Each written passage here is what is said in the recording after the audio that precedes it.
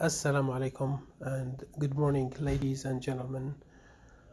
Augmented reality is only at the beginning now, but one can imagine a future with everything static in our real life that can be turned into an active, interactive, collaborative piece of media. Just to demonstrate, I created this little demonstration of how that works. This is my office. It is so messy. Sorry about this. And that's the screen. This is my cup of coffee, already empty, keyboard, and this is the book. So what I did here, I added media. When we think of the word robots, our mind usually conjures up the image of something from science fiction or a Hollywood blockbuster movie. But the truth is, most robots in the real world... picture that is in the book, this one. When we think of the word robots, our mind usually conjures up the image of something from science fiction or a Hollywood blockbuster movie.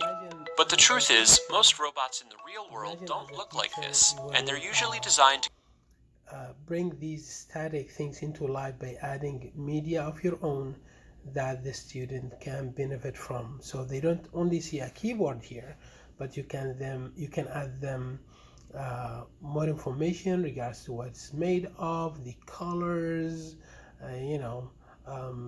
you name it. Leave your imagination to think about. When we think of the word robot, this is about vegetables.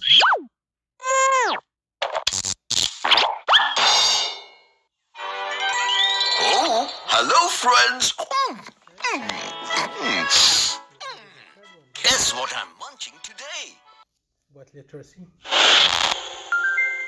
OR says or, and AR.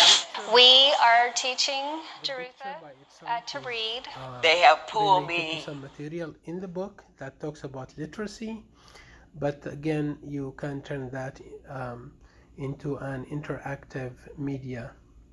A student can only see the text usually, but now with augmented reality, you can add any kind of media that you see fit to improve the level of your students.